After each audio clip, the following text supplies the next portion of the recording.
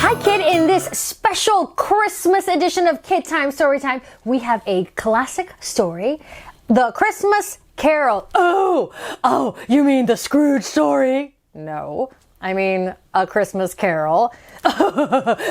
No. This is the tale of Bah Humbug, which is an incredible tragedy. It is not a tragedy. In fact, it's about Scrooge's redemption. No. You have it all wrong. Listen, kid, do not listen to her version of the story. You mean Charles Dickens' version of the story? No, whatever you say. The real story is that Scrooge is a very smart businessman with a thriving business. All this is true so far. And he works hard, and he makes everyone work hard. In fact, he doesn't settle for less than the best. And you're making it sound really positive, but then it's all messed up, because then people want him to have time off for this thing called Christmas. Do you mean Christmas? Tomato. Okay, nobody says tomato. This Christmas means that everybody wants time off from work, but work must be done. And then they just keep bothering him and harassing him until his terrible fall from grace. What is this terrible fall from grace? Oh, you know, that he's forced to give Christmas off for these people who want stuff, and then he has to be all cheerful and stuff so that people like him, when he was just really being a hard worker. Bah humbug. Wow, I've never heard quite that version of A Christmas Carol, or should we say a Christmas Carol. Shall we read the actual version? Let's do that. A Christmas Carol, adapted for kids by Charles Dickens, who wrote many great books that you will probably read over the years as you keep getting older. This one, I'm having trouble opening. Why? Because it's super thick. Why? Because there's stuff in here. That's right. Oh, look, there's people in the doorway. Oh, okay. Let's see what awaits us in these packed pages. Ebenezer Scrooge was the meanest miser the world had ever known. Even though it was Christmas Eve, Scrooge worked away in his counting house. Scrooge hated Christmas. Ooh, that's a strong word. He hated Christmas. His clerk, Bob Cratchit, shivered at the bitter weather and the bitter company. And let's see here. Let's see what's happening here. Oh, look at that. Apparently somebody came to the door to sing Christmas carols, and he's like, get out. Oh, no wonder Bob Cratchit, his clerk, looks so glum. And who's here on the wall? Some fella named Jacob Marley? That's going to matter in a minute. At home that night, Scrooge heard a terrible clanking noise.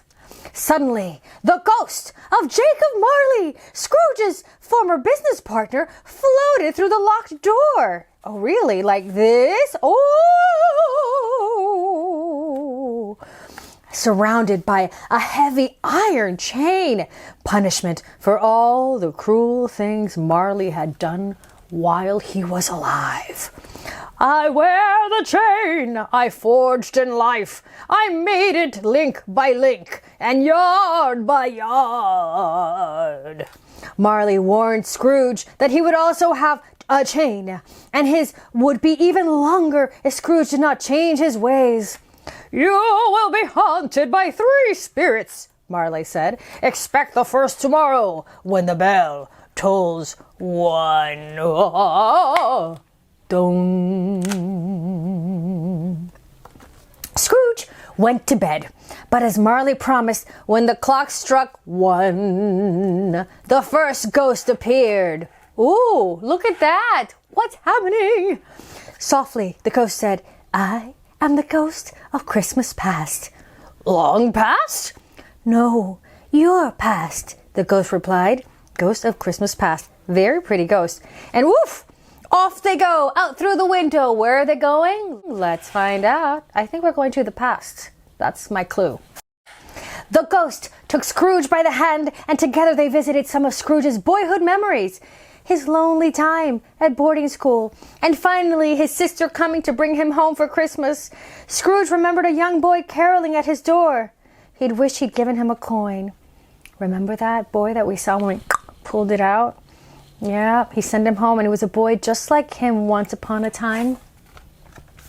The ghost took him to a lively Christmas party hosted by his old boss, Mr. Fezziwig. Oh, Mr. Fezziwig, that is a fun guy. Scrooge danced to the wonderful music along with the crowd and his younger self.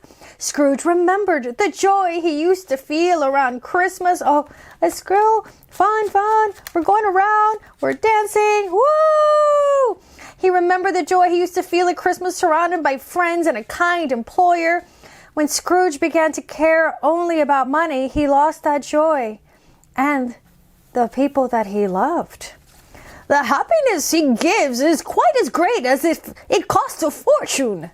Yes, happiness is its own form of fortune. When the clock struck two, dong, dong, the second ghost appeared. This was the ghost of Christmas present. Not like a present, like the now present.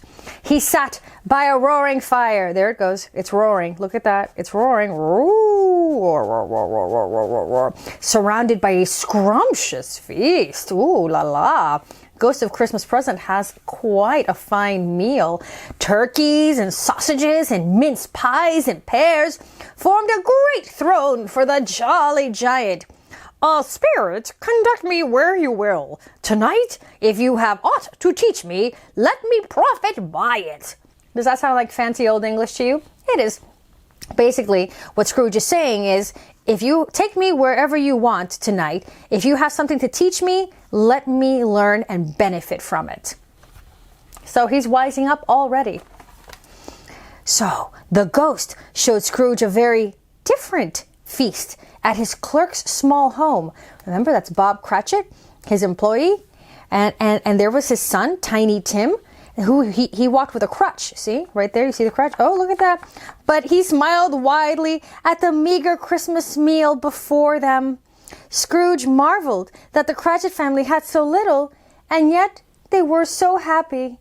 God bless us, everyone. And look at that. They're toasting and dancing. And we have a little, we don't have a big bird here, but we have a little feast here, a little bit of here, just enough for everyone. And the most important thing of all, being together.